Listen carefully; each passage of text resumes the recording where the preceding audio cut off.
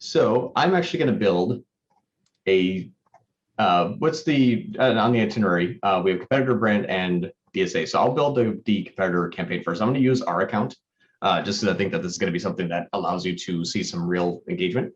And then we're going to be able to kind of follow along and watch recordings from that. So the first campaign in a competitive campaign, just talking about it. Let me start my screen here. Talking about it first because I think this is going to be important when choosing a competitive campaign. There's specific things that you'll need to identify first in competitors that could make or break the success of a campaign. If you have a known competitor, you'll want to make sure that that competitor is a one-to-one competitor. What that means is that if you're selling, let's say, office furniture and you sell desks, if you're in the United States, as an example, you don't want to go after like Staples because they also sell desks, because they sell 1,000 other things as well. What you're going to need to find in a competitive campaign when you're going after competitors' traffic, which means people looking for your competitors are also going to see your ads. You need to find a one-to-one competitor. And what that means is that if they're selling only desks and you sell only desks, that's one-to-one. But if you sell desks and they sell desks, chairs, office mats, mouse pads, pictures, that is not going to be a good competitive campaign because they are looking for your competitor for a product that is not what you also sell. And there's a lot more other products that they possibly sell that you do not, which is a reason why they're looking for the competitor. So I see this often when we take over client campaigns, is that when we look at it, I say, well, why you run this competitor traffic? They sell, you guys only overlap 10% in your products. And so you'll get the click because, and this is a fun little saying that everyone will have to remember. And I hope it's not derogatory, but it's just called traffic is stupid. That's kind of how you have to think about this. People type something into Google and they just click on the first thing that they see. And if your competitors are not running ads, your ad is going to be over theirs because the first 4 spots of Google are reserved for the ads, and then the organic is below that. So if you're running ads against competitors' names and they are looking for the competitor and they see you first, and it's not one-to-one, you're going to earn the click, but you're not going to earn the sale. So that campaign is just going to spend a lot of money. You're going to blow a lot of money really quickly. So look for only one-to-one competitors. If you do have a competitor that you want to go after, but they only overlap 10% of their items, then you have to supplement that with a keyword intent. And what I mean by that is, I'll use the same example. I sell desks and I'm going after Staples. Staples is a large national office supply company, but I'm not going to be bidding on Staples, the brand name. I'm going to bid on Staples desks. Because now when people are looking for Staples desks, it shows the intent that they're looking for a desk. They're just looking to find it from Staples. That's a keyword I would bid on. So if you have a competitor that you're bidding on, but you don't always overlap with your products, type in, add the additional keyword that people are looking for when they're looking for that product that you also have with their competitor. This is a good way to identify what that intent traffic is going to be, because someone that is looking for a competitor, there's a second warning here. People that are looking for the competitor may not be looking for the competitor for the first time to buy. They might be looking for the competitor to call them and ask them, where's my order? I need a refund. Something is wrong. Why hasn't it shown up yet? Do you have a tracking number? Can I return this? All the questions you're going to get in your own business, imagine that that's the same reason why the competitor's traffic is trying to look for them. And you're going to try to pay for that traffic. And you're trying to introduce yourself as a competitive alternative to a competitor. But if they're not looking to buy something, you're going to, again, waste a lot of money, especially on small budgets. Competitor campaigns work really well with larger budgets because you can weed through some of the traffic that is just looking to get in contact with a competitor for an issue to find people looking to buy. A way to do that, a way to supplement that is by typing in exploratory type of key phrases. So the brand name plus the product. No one's going to look for Staples desks because they're looking for a tracking number. No one's going to type in Staples desks because they're looking to wonder where their order is for their copy paper.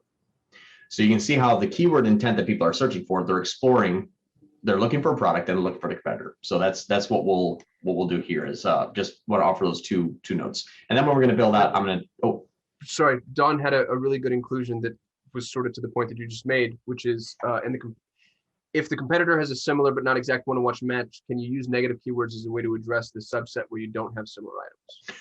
You could. It's kind of the same thing about using phrase match and exact match for the keywords. But Google is ignoring match types more and more lately. They'll give you something called exact match close variant, which is an oxymoron in and of itself. But that oxymoron will sometimes have issues where you're showing up for searches that are not your exact keyword. And so you can supplement with a negative keyword list if you know your competitors and you know that you're showing up. Let's say I'm choosing Staples desk and I got a search term of Staples, copy paper. Shouldn't happen. Google will let it happen sometimes because they think it's relevant enough that you will need to add the negative keywords. What will be slightly difficult is knowing all of the ways that people are searching for your competitors and then filling in that negative keyword list. So day 8 of optimizations, that's going to be an SOP. We check it every 2 to 3 days. We go into our search terms and we add negative keywords. So that's going to be something that will be ever ongoing, especially for your competitor campaign. So yes, that's definitely a strategy. It'll just be difficult to know kind of all of the reasons why someone is looking for a competitor. And hopefully your match types are gonna help with that. I'll see if I can give you an example. So PPC advertising here, that's YouTube PPC, that's fine. Like this right here, you'll see that like SEM firms, SEM agency Los Angeles, that's not phrase. And you'll see PPC paid advertising, PPC programs, that's not phrase. There's a lot of PPC ad management, PPC management, that's not phrase. These are all exact match close variants. And so you might have that, and this is our campaign here, you might see that those exact match close variants are because Google just says, well, that's close enough, so we're just going to take phrase and act more like broad, which is really, really, really frustrating. But again, that's just the nature of Google that we had to contend with. So being more specific in your searches, in your keyword strategies is going to help push away a lot of the negatives, but you're going to have to keep up with your negative keywords. Some of our suppliers also sell direct to the consumer. Would those be considered competitors, or would you consider them something else and do a different type of campaign for them? If your suppliers are selling direct to consumer, yeah, that could be a competitor for sure. If your supplier's doing right to consumers, you can absolutely bid on the brand name and then again just test and optimize, and if it's not working, just shut it off. But if your suppliers are selling to consumers, are your suppliers also supplying everyone else with all of the products that you have? And if they sell other products, then you're going to want to keyword sculpt a little bit. You're going to want to make sure that those keywords are honed in a bit so that you're not looking for the supplier's product that you don't sell. And let's begin. So we're going to start a new campaign here. I'm going to use this campaign without a goal guidance, as I'm going to be choosing manual to begin with. So we're going to choose a campaign without a goal guidance on the search network. This, I don't really care for this results. I'll choose that later. And then I can share with you how to choose that. This is basically just saying, hey, Google's going to start recommending things to you for that to do, and I just don't care about those anyway. So I usually just don't select these. So this is going to be the competitor campaign. Again, by default, I'm testing this right now with adding display network inside of a search campaign. I'll share with you some of the results on it. Normal SOP though is don't use the display network. The display network is going to take your leftover ad spend that isn't being used on the search network and then push it over to display. And it might not, most of the time, it doesn't give you really great results. We like to treat those as a different network. So again, using just on the search network, I like to use search partners, and you'll see a common theme. I always like to use search partners, especially in the beginning. Search partners is going to be like ask.com and other different types of search network. There's other search engines that are tapping into the Google Ads ecosystem and showing ads on their own search network. DuckDuckGo actually is starting to use Google search network, which is odd because DuckDuckGo prides themselves on being the most privacy perfect search engine. But I digress. So I like to include search partners because it's a lot less competitive, a lot less CPC. So the cost per click is a lot less on the competitive or on the search networks. Search partners, and they also have pretty high quality traffic, just because this is not as inundated with a bunch of bots crawling through Google search engine, etc. So start date and end date we've already discussed. Campaign URL options we've already discussed. This is not going to be a dynamic, so we're not going to enter in the domain of a DSA ad. We're going to get there when we show DSA. Schedule, again, it's going to be the e-commerce type of campaign, so I'm going to run this all day. Choose the proper locations. Choose the proper location options. Remember, we always turn this one off and turn it into presence. This one we leave okay. Languages, I'm going to start with all languages just because I have English speaking keywords. So I'm okay with it choosing all languages. If someone has their default browser set to Spanish, but they're searching in English, I'm okay showing my ad because they're searching English speaking keywords. On the search network, I always default to all languages. I'm not worried about these ads showing on other websites that are not English speaking because it's only on the search network. It's only when people type in the keywords I want them to type in. Audiences. This one, we're going to add an RLSA at the end of it. We're not going to do that in here just because we can't do advanced bid adjustments in here, but just know that we're going to be using audiences after we set this up. The budget and bidding. Now, this is always a hard question for me to answer just because I want to make sure that I give you the hierarchy that's really possible, that's really good. The hierarchy means, what is going to have the most and least ad spend. This is actually going to be one of your least amount of ad spends because you want to test it at the beginning. I don't know how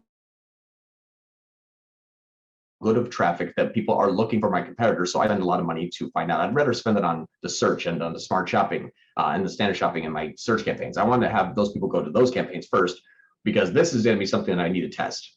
I need to test, is there good quality traffic here? Is there buying intent for people looking for my competitors?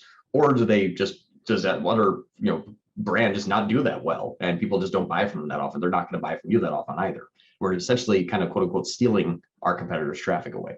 So I usually start this, even if we're spending like, 3, 4, 5 grand a month, I'll start this at 10 just to dip my toe in it. I am going to choose a bidding strategy directly. I'm going to use manual CPC. Here's the reason why. And I'm also going to turn this off. Now, the reason why I use manual CPC in the beginning is because you are going to have a horrible quality score. Horrible quality score. You can't have a good quality score in a competitive campaign because you're not your competitor. You can have a good ad relevancy sometimes if you wanted to use that brand name in the ad copy. We don't recommend it, but you're going to have a horrible ad relevancy because you're going to use a brandable ad. You're going to be talking about yourself. You're not going to say like, don't buy from the competitor. That's just lowbrow. Don't do that. You're going to be talking about yourself. So your ad relevance scores will be low. Your expected click-through rate in the beginning is going to be low because you're not going to be bidding really, really high for this. Your landing page experience also going to be really low because your keywords that you're typing in are not found on your website. You're not your competitor. And so you're going to have an overall low quality score, which means you're going to have to pay to play. You're going to have to increase bids fairly aggressively to start to get some of that traffic away from the competitor because they might get 50-cent clicks. You right below them could be $5, $6 clicks because Google's going to essentially penalize you. But that's okay because we know that the traffic is relevant. So we can afford to go a little bit more on our spend. But I don't want to turn on maximize conversions because what happens is people looking for brand names, they convert really well. So what happens is when Google sees someone looking for that brand name and they knows converts really well in another campaign, they're going to shoot your cost up to the ceiling because as long as you can get the traffic, quote unquote, they'll buy. So I've seen $5 manual CPCs with enhanced go up to 12 and 18 and sometimes up to 20 for one click, and it just blows your whole daily budget out. So start with manual because we're going to have our ad groups set up for each one of our competitors. And I'll share with you how we're going to do that. So manual CPC, we're going to optimize for conversions. This I always use prefer best performing ads, so I need to do an A/B test, but we're going to leave this as prefer best performing ads. Site link extensions.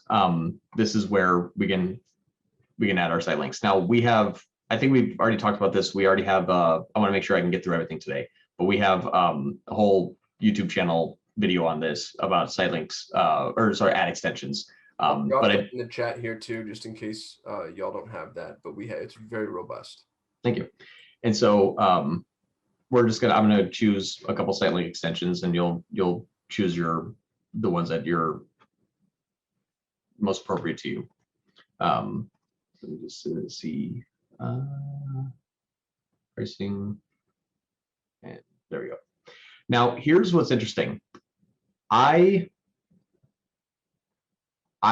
like to not run a call extension on competitors. That's the one campaign I actually always start with a without a call extension. The reason is when people Google the brand name, if they see a phone number, they're just going to call, and they're going to try to call your competitor.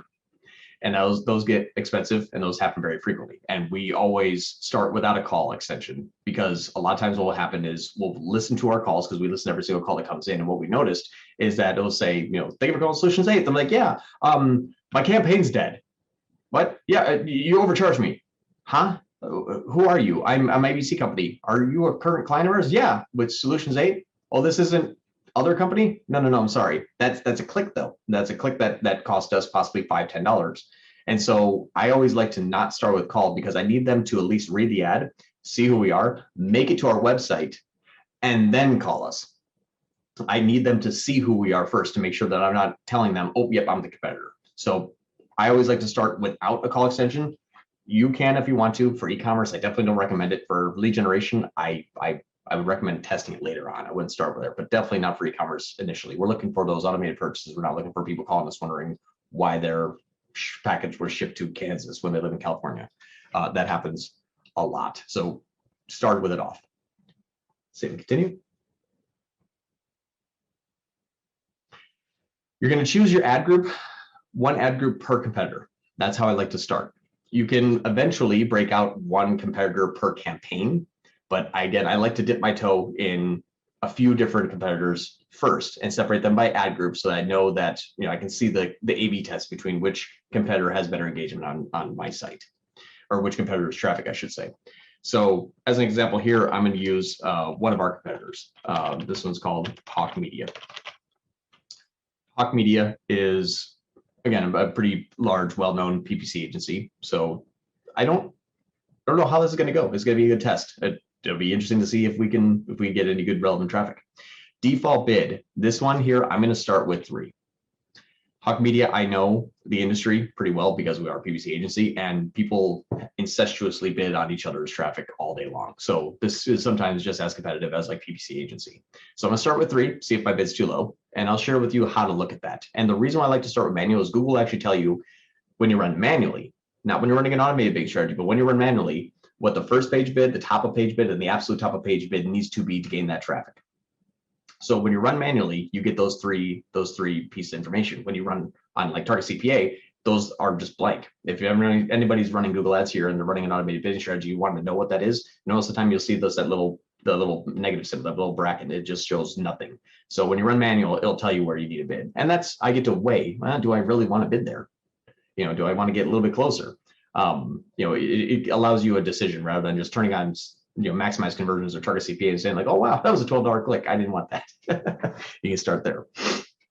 Now, keywords. Here's what's interesting is you're going to use the this is an area where I don't like starting broad. I don't like a broad match modified's gone already now, or it's being deprecated now, so you're not going to start there. But I like to use a lot of exact match because I need to know that as close as possible without Google changing it. Phrase is okay. I like to start with exact match because I know exactly the keyword that I need to bid on. I'm not really exploring. So what I'm going to look at is, interestingly enough, I'm just going to do Hawk Media, and there's hawkmedia.com. So I already know that that's going to be my first keyword. Is I'm going to look at I'm going to use an exact match, Hawk Media, because that's the website name. And then I'm going to look at, I'm going to also do Hawk Media as in one word, because a lot of people just type in Hawk Media, one word, and just like Google take care of the rest. You also want to use the industry and different variations of the brand name. So instead of Hawk Media, I don't necessarily want media. I would like Hawk PPC. I would like Hawk Google Ads. I would like to do Hawk Google AdWords. An old version of what they used to name Google Ads is Hawk Google AdWords. They haven't named that, I think, a year and a half, almost 2 years now. Time flies. So I can't believe it's already been long. But people still type in AdWords just as often as Google Ads, possibly even more often. So it's not up to snuff with all of the all the new ways that Google Ads has been calling themselves. So Hawk Media, Hawk PPC, Hawk Google Ads. This is good. I want to have these here because these actually might be more valuable than the brand name. I kind of expect them to be, because someone is saying, hey, I need PPC. Usually when you've been working with someone, you're not looking at like Solutions 8 Google Ads. You're just going to say Solutions 8 because you're like, I've worked with you for 6 months. You're a vendor of mine. But if I'm looking for like Solutions 8 Google Ads company, like I'm looking for that company that I think is called Solutions 8. That means I'm not a client yet. You don't use the URL variations at all. Michael, can you give me a like where it's like .coms or with I used to before Google started to essentially just autocomplete. Those now, in my opinion, a lot of them that I've tried have just too low search volume just because Google's the autocomplete. If I type in some like Hawk Media, it says say like .com, and then you're going to go there. So you can test it. We used to be an SOP in our test. I don't really necessarily do that anymore. I used to do this here, where it was, let's say Hawk Media space.com. This is one that we used to do just because if someone didn't type it in correctly, it would show an ad for it. I'll even try this one here. You'll see if I start it, sometimes it just won't have any search volume. So we'll test it again, to each their own, but with autocomplete, it kind of killed that for us at least. So that's all the keywords I want to test. The reason why I don't want to go really far and wide is I have a low amount of daily ad spend. Don't try to use 75 keywords with $10 a day. It's just you're going to have it's the same thing with your smart shopping campaign. You're just going to have keywords that just aren't going to show for very long time because one of their keywords is going to be slightly more popular, so always going to eat up the ad spend. So use good enough variations as exact match as closely as possible, but don't fill it up too much because I want to have 2 to 3 competitors here, and I want to have at least some daily ad spend starting at 10, moving up to maybe 15, 20, 30, depending upon how much traffic I'm getting in the engagement. But again, you're going to have possibly one competitor who is just going to be way more popular than another competitor. That's fine. Test that first then, but just make sure you're not stuffing it too much. Next ad group here. Who else should we do, Kasim? I'm afraid to say. Let's go. WordStream is the education gold standard. I don't know if they're an agency gold standard, but they're safe for us to use here without throwing any barbs. Yeah. Okay. Neha's asking about the keyword tool. It'd be interesting for you to show her what happens when we actually enter a web page URL there, because it just goes to hell in a handbasket. Yeah, I'll do that here. Yeah, that's what I was saying. As an example, it might be kind of cool. Yeah, and you'll see that I know what it'll give me, and I know that it's not brand, but I'll share with you how that works, or not all brand. There might be some brand in there, but let's just say WordStream. So I'll grab WordStream's website. I believe it's just WordStream. Yeah, so grab the WordStream. If you enter in the URL here and say get keywords, hopefully it's not going to blow up. Yeah, okay. So you'll see that these are going to be good for like your search campaign. I don't really even like these. Definitely don't do this one. But as an example, sign in Google Ads logo. Yeah, there's a lot of them here. This is going to say, hey, WordStream speaks about this a lot, and that's where it kind of pulls in that information. This is going to be very similar to a DSA campaign or keyword planner. That's kind of what this does. Right here, you'll see that there isn't any words. Oh, here we go. WordStream keyword tool. There's one. But that's what I'm saying. There might be some brand in there, and we did have one in here. But I know that these are not the ones that I want for people looking for WordStream. These people are not looking for WordStream at all. This would be, if I was WordStream, this is what I would go after, if I was just using all these here. So I'm gonna look at WordStream as an example. This one, I wouldn't run this just because that's going to be a lot of people, because I think they get probably 50,000 visits a day, I would imagine. There's gonna be a lot of people just looking for them. So this is just as an example, but I probably wouldn't do this one. I would do WordStream PPC tool. I know WordStream has a PPC tool. They have automated scripts. They have the whole, they have basically a plug and play that you hook it up right to Google Ads and it runs your Google Ads campaign. It's kind of junky, but people are looking for it. So they're looking for a PPC solution. That's perfect. If you're looking for WordStream and you're looking for their solution, why not hire an agency? That's the competitive alternative that I need to introduce myself. So WordStream PPC tool, and then do obviously some competitive analysis. WordStream advisor, advisor for agencies. Okay, so what if someone was looking for a WordStream advisor? I could be your advisor. I'm an agency. WordStream advisor. So what else do they have? Help me with my Google Ads campaign. All right, WordStream Google Ads help. Cool. So you're seeing how WordStream's huge. Again, just like Staples. Staples is huge. Anybody that's going to Staples, your smaller budget wouldn't even run for an hour if you're just bidding on the brand name. So be specific about why they're looking for that brand. A lot of times they're looking for that brand to purchase something. They don't type in just the brand name. Sometimes they do. You're gonna sift through 1,000 clicks to find the 3 people that were looking for that possibly.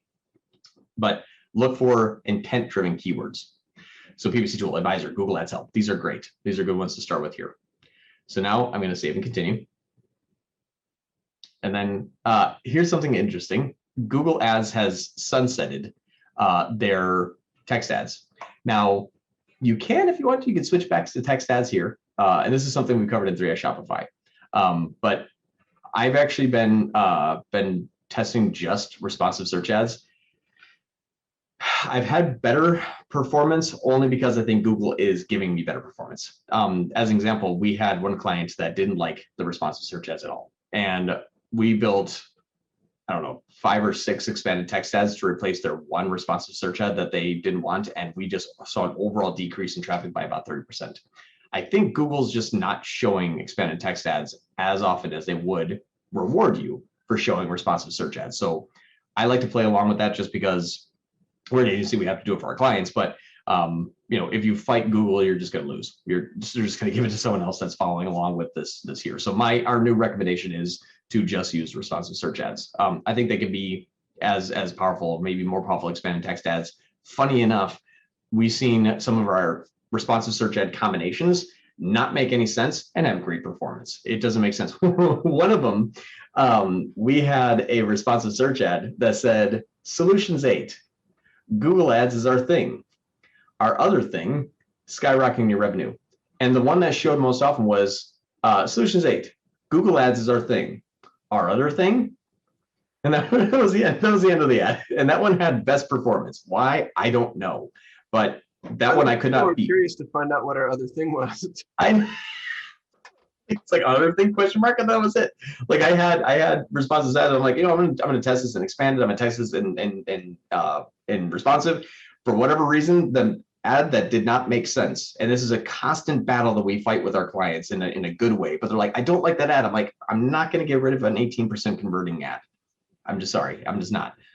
So again, it's a give and take, something that we struggle with. But again, I think Google is just rewarding people that are using responsive search ads. That's my hunch. Now, obviously, you're going to need to choose the proper URL. If you do have a one-to-one competitor, maybe you sell 10 things and this one competitor sells one thing, go to the page of the products that competitor is also selling. So if you sell desks and chairs and light fixtures and they sell desks, send the competitor's traffic to your desk page. Don't send them to your homepage. Choose the most relevant page and think about, put yourself in the mindset of what a person was searching for. Now, you might have to do a few different ad groups. Like for us, if I was setting this up possibly a different way, I would do WordStream PPC tool and then send them to our free evaluation page. Or if they're looking for WordStream pricing, that one I'd probably most likely send to our homepage or a pricing page. I wouldn't necessarily send to our pricing page just first off. You have to test it. But what you're looking for is, why is my competitor's traffic looking to go here? And what's the most relevant page on my website that I can send them directly to? Because half these people are going to be on mobile and half the people are not going to be paying attention. So they just need to find what they were looking for. That's first. They don't need to find you. They don't need to find the competitor. They need to find what they were looking for.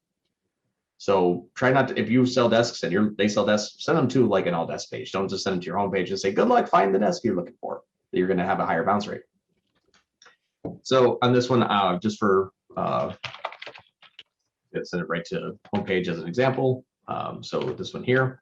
Now this one, the display path it doesn't need to be real. I think that this is something that people get confused about sometimes, as well as they say, well, that URL doesn't exist. This is a vanity URL.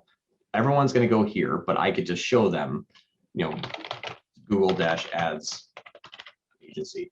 I'm just making this up right now as I go along. But you'll see that it says Solutions 8 Google Ads Agency. Like, oh, that's a Google Ads agency. Or you say be very, for e-commerce, you would want to say possibly, let's say, free shipping. You can test these different display paths and see what is going to offer you the best click-through rate. This is right here going to be directly affect your click-through rate. So right now I'm just going to say Google Ads. Sorry, ignoring the call. Google Ads, and I'll just say agency just for right now. Now, what you're going to notice is they're going to say, hey, put your keywords in your title, because this is trying to give you good ad relevancy score. This is trying to give you good ad relevancy score. I'm not going to call out Hawk Media in my ads. That's not a highbrow approach. You want to make sure that you can present yourself in the best light without having to mention or belittle your competitor. So I would say that obviously our headline, say PPC agency, gain Google Ads clarity, yada yada yada. So I'm gonna build a few different here.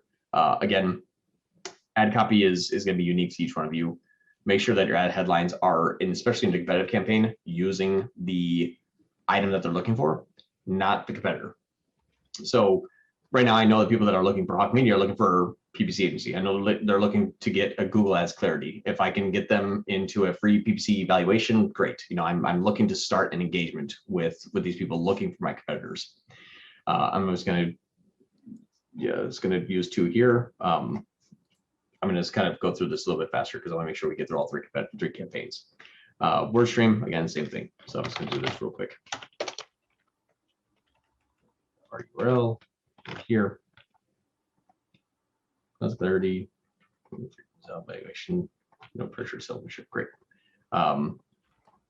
For WordStream, I'd probably focus a little bit more on the tools and the help, because that's what people are looking for. Looking for a Google Ads tool advisor. Again, please forgive me for going quickly. I just want to make sure we get through all this. Save and continue. Now you can have 2 expanded text ads, or sorry, 2 responsive search ads. No traffic expected. That's fine.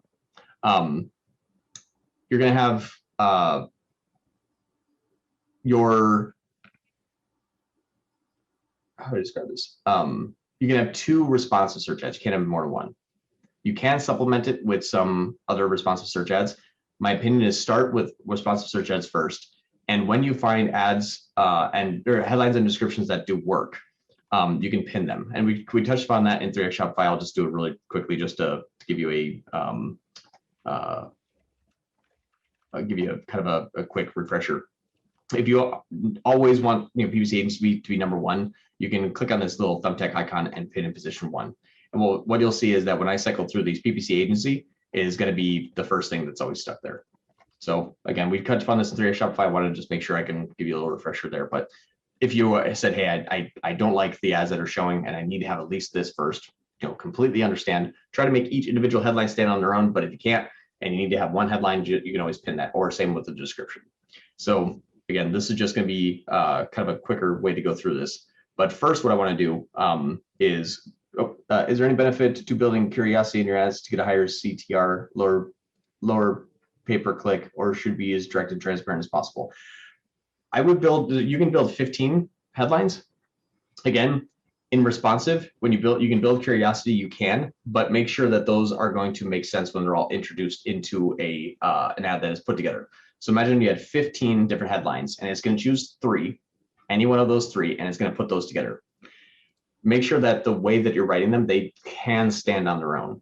Like, is your, let's just say, let's see, is your cat condo of good quality? If you sell cat condos, that can stand on its own with any other headline, as long as they're features and benefit driven about your business. What you can't say is, have you ever wondered about this? We have tacos. Like, there's just not going to make sense. So make sure that you have congruency in your headlines, and each one of those headlines can stand on its own if they're all combined into one headline. 3 of those chosen at random. So hopefully that helps, Mike. And you'll actually see the variations that I can put together in the example. So you'll say like, oh, this actually doesn't really look congruent, as it's a little bit confusing. maybe not a good idea, because click the rate is going to be the first thing that earns you that customer, that client, or that sale. Now, I mentioned that we didn't use audiences. We're going to use an audience here. We're actually going to be attaching a new audience into our competitive campaign, and this is going to be an RLSA. RLSA means remarketing list for search ads. What a remarketing list for search ad is if someone clicks on your ad, goes to your website, does not convert, leaves, and in the future searches again, you tell Google that you would actually want to pay more to be at the top, because you want that traffic to come back to you if they're not searching a brand name. So as an example, I'm looking for Hawk Media. And I went to Hawk Media's website, then I went to mine, and then I went to someone else's, and I left. And then I'm like, you know what, I'm gonna search again. I saw some there that I like, and they type in, Hawk Media PPC agency. Well, now I'm gonna put an advanced bid adjustment that says 40%. I like to start with 40% more because it's a small audience, and say, hey, I will be on the top above possibly a competitor if they're not bidding that high that day, or they have a low quality score, they're not running. I'll make sure that I'm number one when they're ready to come back and make their conversion. So we're going to go into our competitive campaign, and we're going to go into audiences, and I'm going to edit the audience, and I'm going to put an observation campaign. This is not, don't do targeting. Targeting means anybody searching these keywords have to also be included in this audience. What you're going to set is an observation. And I'm going to add this to a campaign. Oh, could you repeat what the audience called? Oh, RLSA, remarketing list for search ads, is what RLSA stands for. And you'll see how this works. It's pretty cool. So what I'm going to look at is in the observation, because you have the option to adjust the bids on selected audiences, which is pretty cool. So go into browse. We're going to go into how they've interacted with your business. We're going to go to website visitors, and I'm going to use the all visitors. And I'm going to put I'm going to set this to observe. Now we're going to click save. And then in this all visitors here, you'll see bid adjustment. When we click on the edit button, I can increase this by 40%. So now this means if someone is still searching for WordStream and Hawk Media, and they've already been to my website and they're still searching, I will pay 40% more for that person to see me at the top. So a $10 bid will turn into a $14 bid. I'll get to the question here in a moment. The other thing that you want to make sure is after you've added this 40% bid adjustment, you can also go into the exclusion tab, and you can exclude converters. Now, you don't really need to, because if they've can't come to your website and converted and are still searching, you're going to pay to be at the top. Usually doesn't happen that often. No one really finds someone and then converts and says, I'm still searching. But again, with competitor campaign, they might have a call that comes in, and that call was like, oops, I'm sorry, wrong number, and they still search again.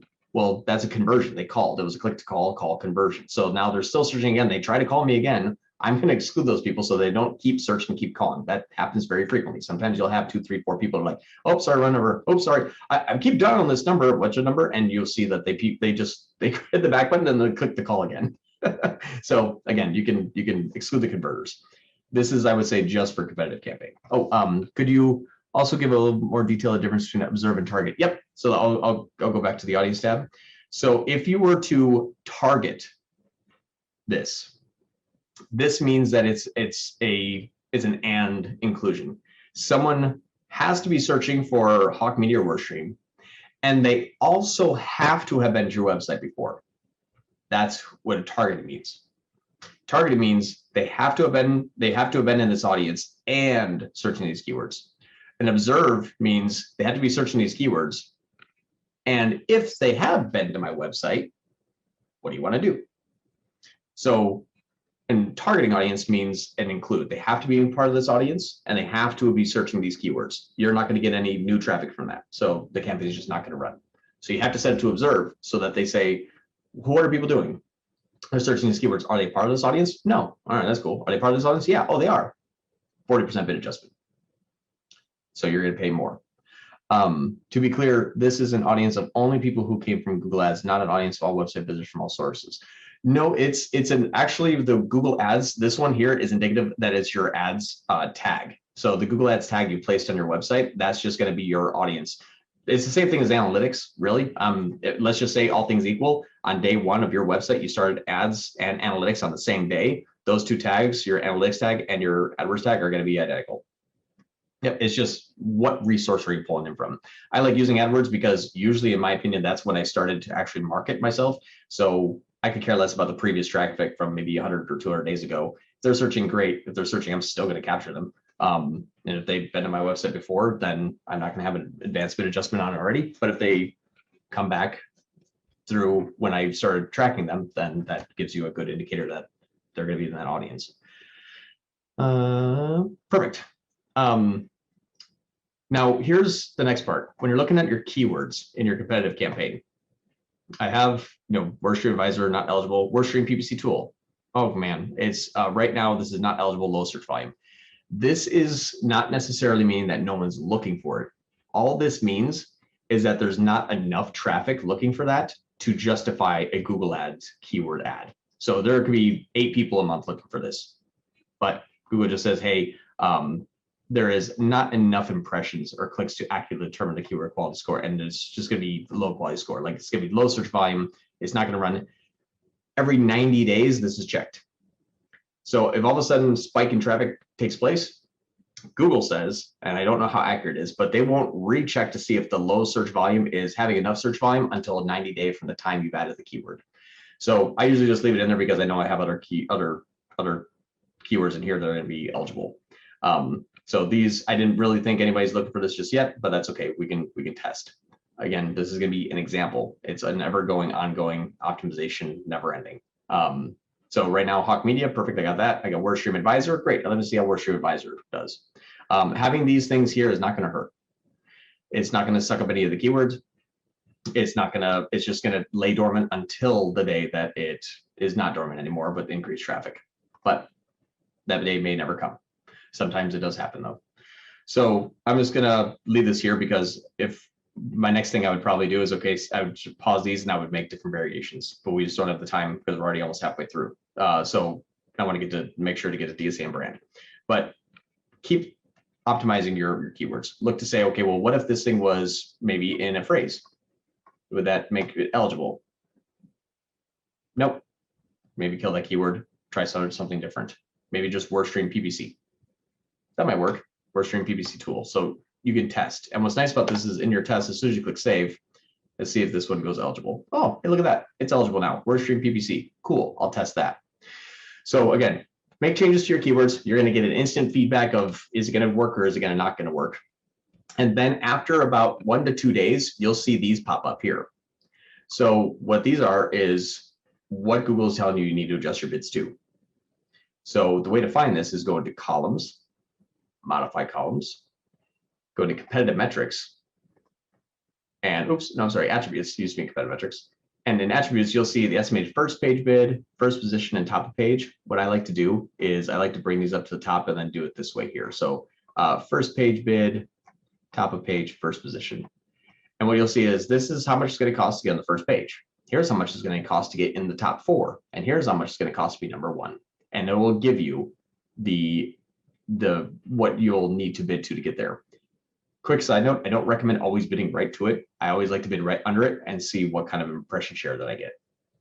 So just a kind of a quick pro tip. If it says like, hey, estimate of top position bids, 18, bid 12 and see how much you get into how much your top search impression share is. Sometimes you can get up there pretty quickly because the cost is expensive, but there's only 2 other people bidding on the brand name. So by bidding $1, you're automatically number 3. So again, test this and make changes as optimal. This is how I like to do this in manual CPC. For my manual CPC lovers, this audience approach works like a charm when retargeting shopping ads for people who have visited and add to cart at your website. Expect I only use targeting so it shows people who come to my website. Yeah, and actually, Usama, reason why this works really well is this is what smart shopping does kind of automatically as well. Smart shopping is going to take all the add to carts and they're going to remarket to them even harder because those people have more propensity to buy. In e-commerce, when you're setting up your keywords for your competitor campaigns, you can say, if this audience has added an item to a cart, or if this person spent more than 2 minutes on my website, or there's a whole lot of ways that you can get pretty slick with remarketing.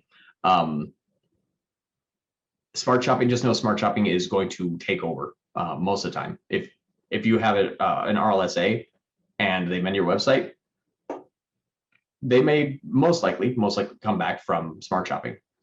The RLSA may not work. This is a more lead generation strategy rather than e-commerce. It still does work, still does help. But smart shopping, a lot of the super ninja tactics that we used to use for standard dynamic remarketing is like sucked up by smart shopping, unfortunately. So it's cool, but just know that your audience may not always run.